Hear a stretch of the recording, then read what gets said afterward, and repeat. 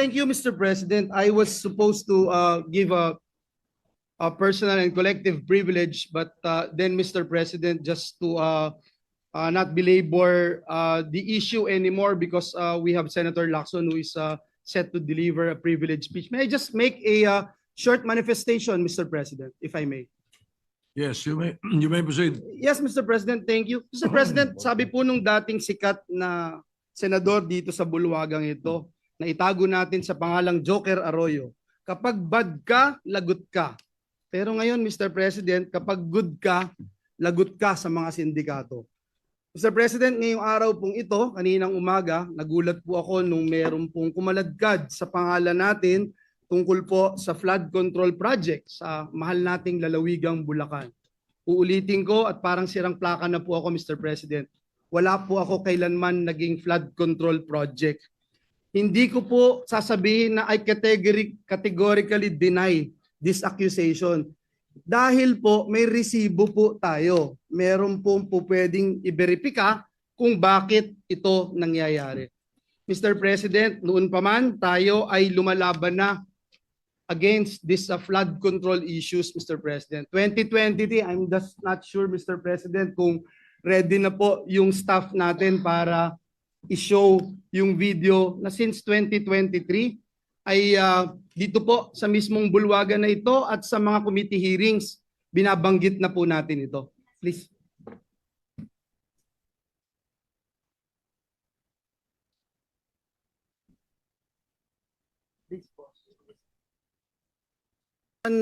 Kinausap ko nitong nakaraang Karina, ang lahat nagsasabi, mas worse. Yung dating hanggang bewang, lagpas tao na. Yung dating hindi binabaha, binabaha na. Hindi inaabot na bahay, binabaha na. So, I don't know how else to say this, Mr. Chairman. Yung 5,500 pala na programs, projects na natapos, na ipinagmalaki ng ating Pangulo noong SONA ay patsi-patsi lang. Hindi rin nakatulong, tingin ko, Mr. Chairman, hindi nakatulong kasi patsi-patsi nga po eh. Sana ang hiling ko na lang po ay kahit na hindi po masisimulan next year, makita po natin talaga yung master plan para po meron ding confidence yung mga kababayan natin that it's really moving, Secretary. Kasi kung titingnan nyo po from last year tsaka this year, baka walang magsabing nag-improve talaga sa amin and I'm speaking from personal experience. Kinausap ko nitong Mr. President, noong pong time na yun, Mr. President, nagpunta po tayo sa Kalumpit kasama si Mayor Lem at si Governor Daniel Fernando. Binanggit po natin sa lahat ng news outlet na palpak talaga ang programa ng pamahalaan sa flood control. 2 years later, Mr. President, ang Pangulo ng Republika ng Pilipinas pumunta rin po doon sa the same town with the same mayor and with the same governor at sinabi rin po ng ating Pangulo, palpak nga ang flood control program ng pamahalaan. Mr. President, para po tayong sirang plaka, dito sa Senado paulit-ulit, 1.4 billion pesos ang budget ng gobyerno pero nasaan po itong flood control na ito?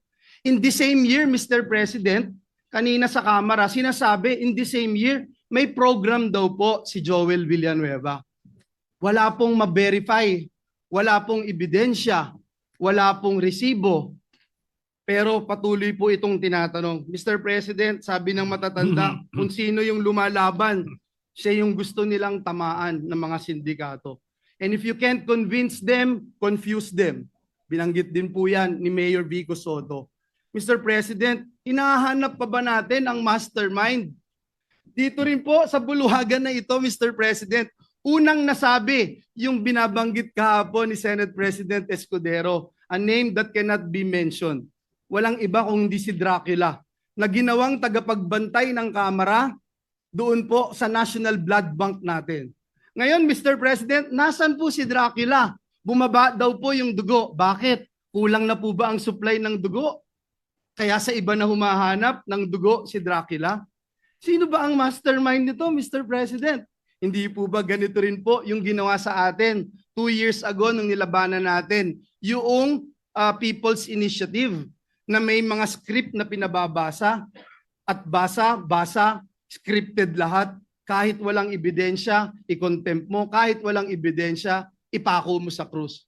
Mr. President, hindi po tayo natatakot sa mga ganitong uri ng demolition job. Handa rin po tayong madungisan ang ating pangalan, mainsulto o batikusin kung ito naman po ang magliligtas sa ating mga kababayan at tundok sa anlibaha. Mr. President, let me put this on record. Alam ko po kung bakit lumabas ang pangalan ko. Kahapon ho, Ginoong Pangulo, and Senator JV and Senator Chis would attest to this. May hawak po ako ng mga affidavits ng mga taga-DPWH sa Bulacan. Pinakita ko po sa kanila at sabi ko, i-bring up ko po doon sa committee ni Senator Marcoleta. Hindi ko po ito nagawa sapagkat alam naman natin, Mr. President and Majority Leader Migs, alam natin yung nangyari kahapon. So we were preparing, I didn't get the chance to attend the committee hearing. Pero ang sabi ko nga po kay SP Chis kahapon at kay Senator JV, this is way too low. Assistant District Engineer. Para namang, bakit naman pag-aaksayahan ko ito ng panahon? And then, ito nga po, lumabas bigla kahapon ang taong ito. And I'm not trying, Mr. President, na just to defend myself and hit this pawn, Mr. President. Kasi alam naman natin sinong may hawak dito. Kaya ang hiling ko po sa bulwagang ito, ang hiling ko rin sa ating Pangulo, alam ko na sincero po kayo. Alam ko po na masakit po sa inyo itong nangyayari. Pero klarong-klaro po sinong mastermind, Mr. President. Klarong-klaro po kung nasaan na si Dracula. Kung bakit bumaba ang kanyang dugo. Kasi hindi na ho malaman kung saan tatago yung bilyon-bilyon o trilyon-trilyon sa lapi. Hindi na alam kung saan kaya bumaba po yung dugo. At mismo si Dracula sinasabi hindi naman niya gagawin ito kung walang basbas ng amo niya. Sino ba ang amo niya, Mr. President? Sino ba ang naglagay sa kanya bilang tagapagbantay ng national budget? So yun lang po, Ginoong Pangulo, ang nais kong sabihin. Mr. President, binanggit po kahapon ng ating Senate President Chis Escudero yung mga pangalang hindi pwedeng banggitin noon. Pero ngayon, Mr. President, may ginagawa ang Diyos, buhay ang Diyos. Ito pong nangyayaring ito, alam po niya na ito'y maglilid sa katotohanan at ang katotohanan ang magpapalaya sa atin. Uulitin ko po, Mr. President, hindi lang po categorically denying yung binabatong putik sa atin at para dumihan ang ating pangalan. May resibo po tayo, madaling verifikahin, tayo po ay more than willing mag-undergo at sumali sa anumang investigasyon sapagkat wala po tayong tinatago. Ngunit ang hiling ko, Mr. President, atin pong alamin at siguruhin na may ebidensya yung ating mga sinasabing sangkot dito. At sa mga susunod na pagdinig, bibigay ko po lahat ng aking nalalaman. Wala din po akong sasantuhin gaya ng sinasabi ko noon pa. At Mr. President, I will never betray my principle. I will never, ever,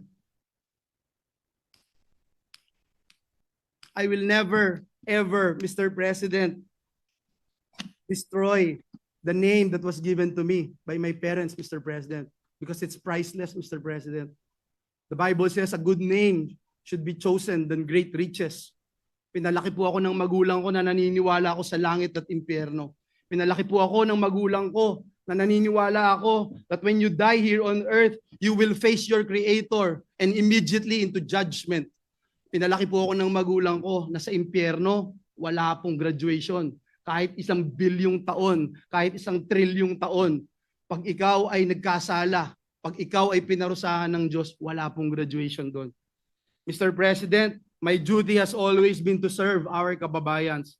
Lalong-lalo na po ang mga kababayan kong Bulakenyo who suffer from flooding year after year. And that is where my focus remains, Mr. President. Finding real solutions, not engaging in black propaganda. Mr. President, I will not be distracted by lies.